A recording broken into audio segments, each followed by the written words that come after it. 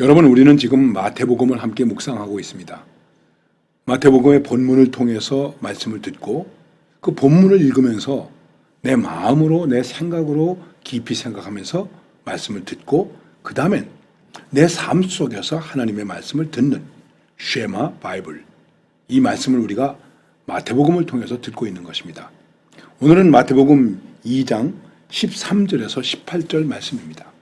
그리고 우리가 함께 부를 찬양은 384장 나의 갈 길 다가도록 예수 인도하시니 하는 찬송입니다. 말씀을 드리기 전에 잠깐만 이 찬송을 생각해 보십시다. 나의 갈 길 다가도록 예수 인도하시니 어려운 일 당한 때도 족한 은혜 주신다. 어려운 일을 당한 때도 족한 은혜를 주신다. 그 어려움이 내게 족한 은혜가 될 수 있는가? 무슨 일을 만나든지 만사 형통하리라.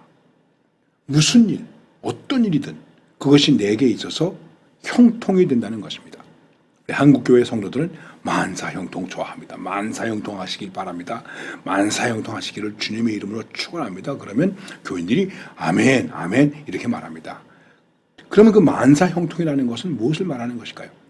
다 내게 좋은 것을 말하는 것일까요? 좋지 않은 일도 내게 다 형통으로 받아들인다는 것입니다. 그렇습니까? 정말 만사를 형통함으로 받아들이십니까? 그것도 하나님께서 주신 형통함으로 받아들이십니까? 자, 이제 오늘 말씀을 보십시다. 마태복음 2장 13절에서 18절 사이는 이렇게 되어 있습니다. 그들이 떠난 후, 박사들이 떠난 후에 주의 사자가 요셉에게 현모하여 이르되 헤롯이 아기를 찾아 죽이려 하니 일어나 아기와 함께 그 어머니를 데리고 애굽으로 피하여 내가 네게 이르기까지 거기 있으라. 애굽으로 피난 가라는 것. 왜? 헤롯이 아이를 찾아서 죽이려고 하기 때문에. 동방에서 온 박사들은 찾아서 경배드리려고 했는데 헤롯은 찾아서 죽이려고 하는 것입니다. 그 이유가 여러 가지로 있겠지만은 박사들한테 속았다 하는 생각이 들겠죠. 그러나 박사들에게서부터 속았다 하는 이전에 유대인의 왕으로 나신 이가 어디 계시뇨? 성경에서 유다 땅 베들레헴입니다. 벌써 이 말을 들었을 때 헤롯의 마음속에는 이거 찾아서 죽여야 되겠구나. 왕은 난데. 그러니까 박사들에게 속아서 예수를 죽이려고 한 그런 생각이 아니라 이미 헤롯의 마음속에는 이집트 왕 바로처럼 이건 내가 죽여야 되겠다. 죽이려고 한다. 그래서 빨리 피난 가라. 그 밤에 아기와 어머니를 데리고 애굽으로 떠나갔다. 헤롯이 죽기까지 거기 있었다. 이렇게 말씀하고 있습니다. 그 다음에 헤롯은 어떻게 합니까? 자기가 박사들에게 속은 줄 알고 심히 노하여 사람들을 보내어 베들레헴과 그 모든 지경 안에 있는 사내 아이를 박사들에게서부터 자세한 그 시간을 알아보고 나서 그때를 기준해서 2살 아래를 모두 죽이게 했습니다. 그래서 아이를 잃은 어머니들이 매우 슬퍼하는 위로받기를 거절했다고 할 정도로 큰 슬픔이 있었다고 하는 말씀을 기록하고 있습니다. 이 말씀을 대하면서 참 이해가 안 가죠. 예수님은 도망을 가게 해놓고 왜 애매한 2살 이하의 아이들을 죽게 했는가 하는 것입니다. 하나님은 이것을 막을 수 없으셨나? 우리는 성경 속에서, 역사 속에서, 또 개인적으로 당하는 일들 속에서 종종 그런 생각을 할 때가 많이 있습니다. 침묵이라고 하는 앤더슈 작가의 소설 속에도 그런 얘기가 나옵니다. 지금 하나님을 믿는 사람들은 이렇게 무참하게 죽음을 당하는, 순교를 당하고 있는데 왜 하나님은 침묵하시는가? 왜 하나님은 아무 일도 안 하시는가? 이렇게 생각한다고 하는 것입니다. 자, 아까 말씀드렸습니다. 이 문제를 저의 지혜로, 저의 생각으로는 풀 수가 없습니다. 오늘 이 말씀 속에서 내가 지금 들어야 할 말씀이 무엇이겠습니까? 풀리지가 않는데, 해석이 되지 않는데, 받아들여지지 않는데 이 말씀을 내가 어떻게 내 마음 속에서 하나님의 말씀으로 들어야 되겠습니까? 이게 이제 우리의 고민이기도 하죠. 그런데 우리가 여기서 그래도 하나님의 말씀을 들을 수 있어야 됩니다. 우리는 인간이 사는 삶 속에 선한 길이 있고 악한 길이 있습니다. 좋은 길이 있고 나쁜 길이 있습니다. 선택은 우리가 하는 것입니다. 그리고 그 선한 길을 선택해서 잘 가는 것은 축복의 길인데 악한 길을 우리는 막을 수 없는가 하는 것입니다. 막을 수도 있겠죠. 근데 그 악한 길을 하나님이 미리 막으셨다면 그 악에 대한 심판이 어떻게 되겠습니까? 우리가 한번 생각해 볼 필요가 있습니다. 그리고 이제 우리가 생각해야 될 것은 무엇이냐면 이 사건 속에서 우리들이 깊이 받아들이고 그리고 하나님 앞에 나서야 할 믿음의 자세가 무엇인가 하는 것입니다. 그것은 그럼에도 불구하고 우리가 이해가 되지 않음에도 불구하고 뜻하지 않은 사건이 있었음에도 불구하고 우리가 생각할 때 그런 것이죠. 하나님은 그 속에서 하나님의 역사를 이루어 나가신다 하는 것입니다. 6.25 전쟁 속에서도 히틀러가 세계 제2차 대전을 일으켰던 그런 속에서도 소련을 비롯해서 공산화의 그 암흑과 참혹한 역사가 이 세계사 속에 있었음에도 불구하고 결국은 역사는 하나님이 주도해 나가신다 하는 것입니다. 이런 얘기를 완전하게 이해되기는 어렵지만은 어떤 분이 이렇게 비유를 들어서 얘기했습니다. 조각가가 지금 조각품을 만듭니다. 예술품을 만듭니다. 근데 그 앞에는 뭐가 놓여 있습니까? 큰 돌멩이, 바위덩어리라고 할까요? 그게 하나 이렇게 놓여 있습니다. 그 다음에 정과 망치를 가지고 이 조각가는 깨트리기 시작합니다.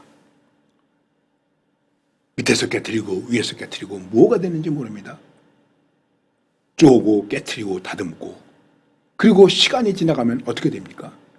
거기에서 아름다운 조각이 나타나게 됩니다. 어떻게 이 바위덩어리 속에서 이런 훌륭한 작품이 나올 수 있을까? 이렇게 생각되는 것이죠. 그 조각가의 손에 달려있는 것입니다. 우리의 역사 속에, 개인의 삶 속에, 우리의 삶의 이 덩어리 속에 여러 가지 일들이 많이 있습니다. 그것은 하나님께서 정을 들고 망치로 깨트리고 쪼개는 것처럼 쪼개나갑니다. 쪼갤 때마다 때릴 때마다 얼마나 아프겠습니까? 찔릴 때마다 얼마나 아프겠습니까? 그렇게 되면서 거기 하나님의 뜻을 이루어가는 아름다운 역사가 이루어져 나가는 것입니다. 문제는 왜 이렇게 되는 것일까? 그럼 우리의 좁은 한계 속에서 생각을 해본다면 이 세상에 하나님의 뜻과 악마의 뜻, 선함과 악함 이거의 대결이 있기 때문에 그렇게 생각할 수 있는 것입니다. 그리고 악의 세력, 악마의 세력, 독재자의 세력 이게 그렇게 만만하지 않다는 것입니다. 여러분 그렇습니다. 지금도 우리가 사는 세상에는 정직한 사람이 더 고통을 받습니다. 정직한 사람이 더 어렵습니다. 옳은 사람이 더 어렵습니다. 그래서 뭐라고 말합니까? 아이 그냥 적당히 넘어가. 적당히 넘어가면서 악이 커지게 됩니다. 그러면 하나님은 어떻게 될까요? 쪼아내시는 것이죠. 이 역사 속에서 하나님의 심판이고 하나님의 섭리라고 말할 수 있는 것입니다. 지금 당장 우리의 눈앞에서 우리는 알 수가 없습니다. 그래서 선이 질 수도 있습니다. 하나님의 뜻이 무너지는 것 같습니다. 하나님이 비난받습니다. 신앙이 조롱받습니다. 그럼에도 불구하고 하나님은 역사 속에서 섭리하셔서 예정하셔서 아름다운 역사를 이루어 가십니다. 바로 그 아름다운 최고의 작품이 무엇일까요? 예수 그리스도를 우리에게 구세주로 보내주신 것입니다. 이거는 그냥 이루어진 것이 아닙니다. 많은 쪼개짐과 깨트림과 맞음과 피 흘림과 죽음과 핍박과 박해, 불의와의 대결 속에서 이루어진 것입니다. 여러분, 오늘 우리의 믿음도 그런 것입니다. 지금 내 믿음이 아프십니까? 힘드십니까? 하나님이 나를 다듬고 계십니다. 그 다듬는 순간에 나는 아픕니다. 힘듭니다. 괴로워합니다. 왜 이러십니까? 어찌 이럴 수 있습니까? 그럴 수도 있습니다. 그러나 결국에는 거기에서 아름다운 예술 작품이 나오듯이 우리 속에 정말 하나님만을 바라는 또 믿음의 사람으로서 완숙하고 아름다움을 보여줄 수 있는 그러한 모습이 우리 가운데 새겨지는 것입니다. 그것이 무엇이겠습니까? 예수님의 형상을 이루는 것입니다. 그 형상을 이루기까지 우리에게는 말할 수 없는 고통이 있습니다. 이해할 수 없는 고통이 있습니다. 욥도 그랬습니다. 바로 우리는 그것을 깊이 이해해야 됩니다. 그러면 오늘 말씀 속에서 우리가 무엇을 깨닫고 이해하는 것입니까? 아픔 속에서도, 악의 도전 속에서도 하나님의 역사는 계속되고 있구나. 그러면 우리는 지금 여기서 이 모든 삶의 자리를 하나님의 역사하심으로 하나님이 우리를 다듬어가는 것으로 믿습니다. 주님께서 우리를 다듬으실 때 내가 아프지만은 참고 신음소리 내지 말고 감사하면서 찬송하면서 나를 잘 믿음으로 다듬어갈 수 있게 해주세요. 견딜 수 있는 힘을 주세요. 우리는 이렇게 기도해야 되겠죠. 그리고 우리의 삶 속에서는 이해될 수 없는 일이 있을지라도 이 속에도 하나님의 섭리가 있다. 하나님의 다스림이 있다. 하나님의 다듬으심이 있다. 나는 그것을 믿고 나아가야 되겠다. 그런 믿음의 결단이 우리의 삶 속에서 있어져야 하는 것입니다. 바로 그것이 삶 속에서 들려지는 하나님의 말씀, 그리고 그 말씀을 가지고 살아가는 것이 신앙인의 결단이요 용기라고 말할 수 있는 것입니다. 이해되기 어렵습니다. 알 수 없습니다. 왜 이렇게 될까? 이렇게 되었을까? 억울합니다. 그래도 그 속에 나를 다듬으시는 하나님의 손길, 그리스도의 형상이 이루어지는 하나님의 손길, 그것을 믿고 나아가는 아름다운 성도들이 되시기를 바랍니다.